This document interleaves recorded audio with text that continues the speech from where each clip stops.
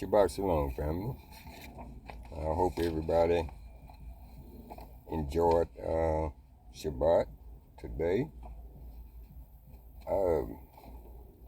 Family, in view of what we see happening every day, every single day, the wicked are devising plans to destroy this country and the people of the Most High also.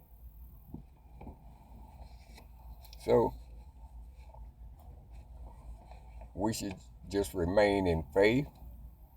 Don't waver in your faith none. Pray without ceasing. Seek the Most High's protection every single day. It works, family.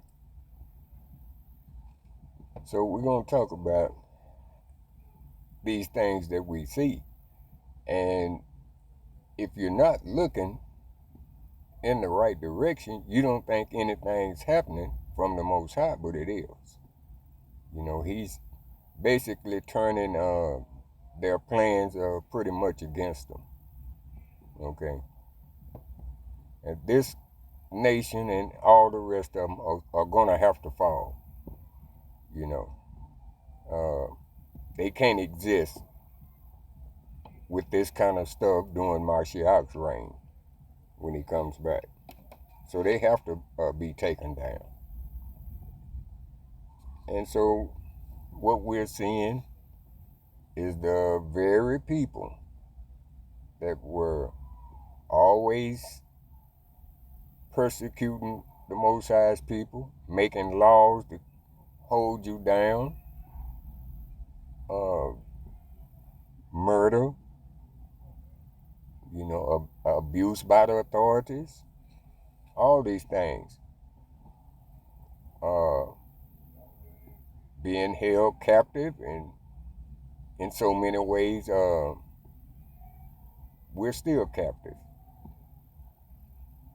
But all you need to know about the Most High's plans is to go back and read the scriptures of the things that he's done before. See, the Most High doesn't change. He tells you that. I am the Most High, I change not. And the other scriptures in Ecclesiastes, I think it says there's nothing new under the sun. What has been is going to be. And so, the Most High is not mocked, family. See, nobody's going to get to mock him, wagging their head and, yeah, see, this didn't happen. No, the Most High is not mocked. People may think they are getting away with things, but they're not. And so, let's just kind of go over just a few things. We won't be long today. Galatians chapter 6, verse 7. Be not deceived. The Most High is not mocked. For whatsoever a man soweth, that shall he also reap. See, the people in this country are reaping what they sowed against us. See, we were under bondage, all kind of rules. We couldn't do this, couldn't do that. And now they're beginning to see what being in bondage is. They're being enslaved. See, and they helped build this wicked system. The politicians and all this, evil men. And now they're falling victim to it. See, because they don't like to follow rules. See, when they're told you got to wear this and wear that, you got to go take this and take that, in your arm. See, they don't want to do that. They don't want to be told what to do.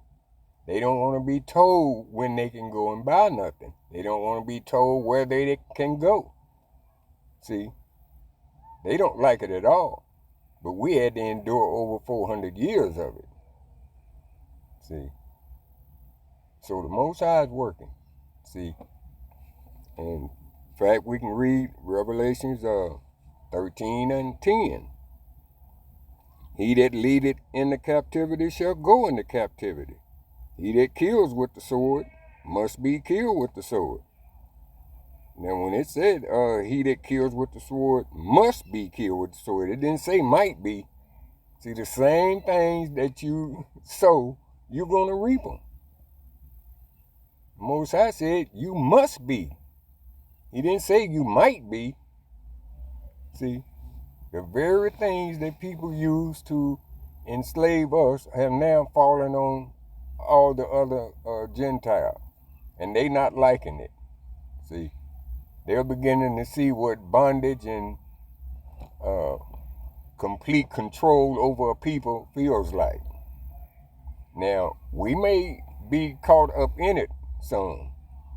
We might get a bump or two or bloody nose here and there, but ultimately, the Most High is going to remove us from this, okay? We might get a few little scratches, but he's not going to let Israel be destroyed, family. Those of us that believe that he's not going to let that happen, okay? So, let's go to Ezekiel chapter 35, and let's see, we'll read verse 5 and 6, okay?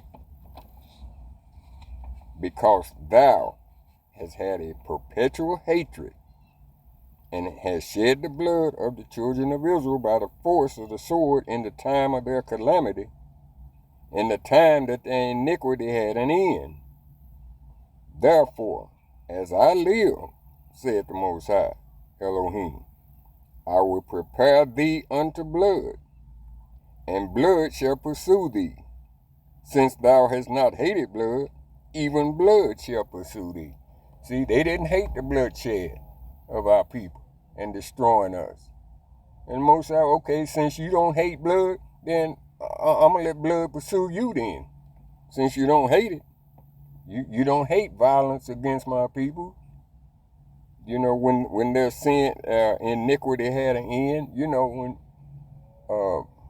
people have served out their punishment, you know, from the Most High, and then, you know, at the time of that, you was killing them and persecuting. See, like our 400 years is up now. See, and they're still doing it. So he's going to give them blood to drink. Let blood pursue them. See? And this ain't no hate speech. But it's just a warning. You know, to all people.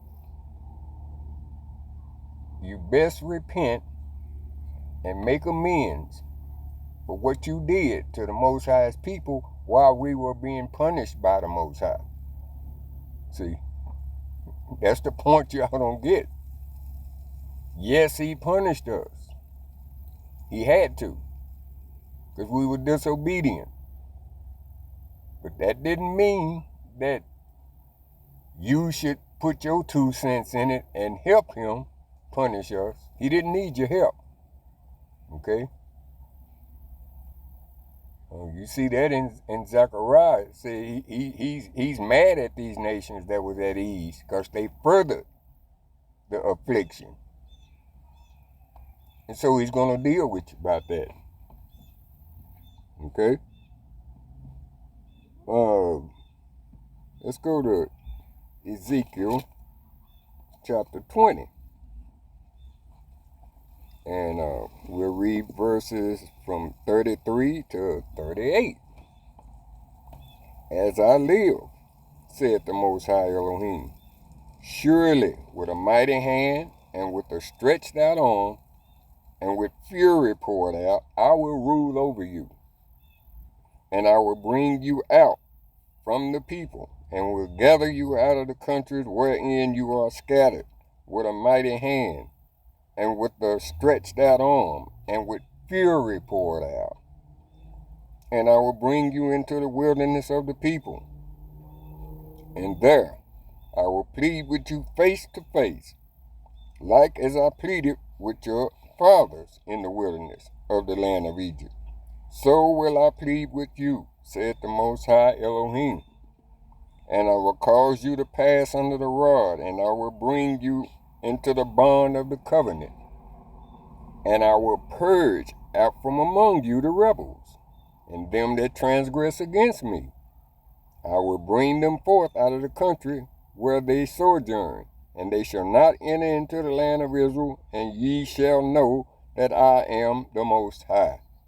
See, all you have to do, like I say, to know the Most High's doings, his prophetic plans, is read what already happened. This is exactly what happened. He said, I'm going to plead with you just like I did with your fathers. You know, the Most High didn't leave anybody behind in Egypt. He brought them all out.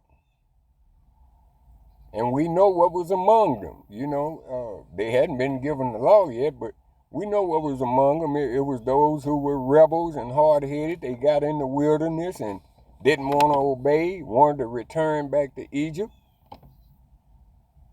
making idols and things while Moses was up in the mountains getting instructions and the law from the Most High. See, this is why they ended up in the wilderness that long. See, he purged out the rebels. Some of them were put to death. See, and this is what he's going to do again when he said, when they'll pass under the rod. In other words, you're going to be checked out and see if you're going to be obedient. If not, then, you know, it's not no land for you. It's no kingdom for you. Just like he purged out the rebels in the wilderness in the first Exodus, he's going to do it again. And he's not going to leave none of Israel behind, but I guarantee you everybody ain't going to make it. Because a lot of them just are going to get purged out, just like they did in the first Exodus. Okay? Like I say, just look at what happened before. That's what's going to take place again. Most High basically tells you what's going to happen. Okay? So, let's go to one more scripture here. Let's go to Jeremiah chapter 16, verse 14 and 15. Therefore, behold, the days come, saith the Most High, that it shall no more be said, the Lord liveth, that brought up the children of Israel out of the land of Egypt. But the Lord liveth, that brought up the children of Israel from the land of the north, and from all the lands where he had driven them. And I will bring them again into their land that I gave unto their fathers. See, the Most High made a covenant, you know, with Abraham, Isaac, and Jacob. And he's going to keep that covenant. Even though we had to go through punishment, he's not going to break that covenant. Okay? So that's why he said, let it no more be said, you know, that the Most High that brought them out of the land of Egypt. But this time he said, but the Lord liveth that brought up the children of Israel from the land of the north, and from all the lands where he had driven them. See, this is talking about future, just as it happened then. Okay, he's going to do it again. All right.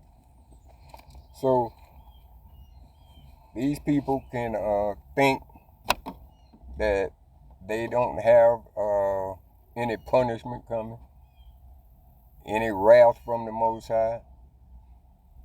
If they think he's going to abandon his people, they got another thought coming. Now, they're going to make it hard as they can, you know. Like Revelation say, woe to the inhabitants of the earth, you know. For Satan has come down to you full of wrath because he knows he has but a short time. This is why they're implementing all these draconian laws and taking everybody's freedom away, including the Gentiles. And the Gentiles ain't liking it because now they have become slaves in a system that they helped build. See, they're slavery of their own product. Okay? It don't feel too good. You know, what's that old saying they used to say? It ain't no fun when the rabbit got the gun. See, it's coming back on them. And they're going to have to go through what we went through and worse. Because the Most High going to put it on them double. Okay? As Israel, the Most High kept punishing us as we committed the transgression. We went into 6 prior major slaveries. Okay? This is the 7th. And if you know how the Most High works, he works in with the number 7 all throughout the Bible. And we're going to do a lesson on that. So 7 is completion for the Most High. This slavery we have been in the U.S. was the 7th and final. We're not going into another one. Okay? It's complete. The only thing these nations got to look for now is vengeance from the Most High. His day of wrath. Okay? So, family, you know, with that, just stay in prayer. That's the best advice I can give anybody. Don't let a day pass that you're not in prayer and communication with the Most High. You know, asking for his help, asking for his protection and guidance during these times that are rough, okay? And he's not going to abandon his people. But we need to seek him, okay?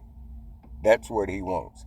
He needs you to seek his face and turn from your wicked ways. All right?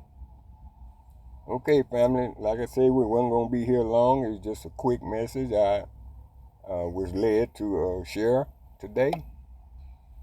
And once again, I pray that everybody enjoy their Shabbat today. Okay? With that said, shalom.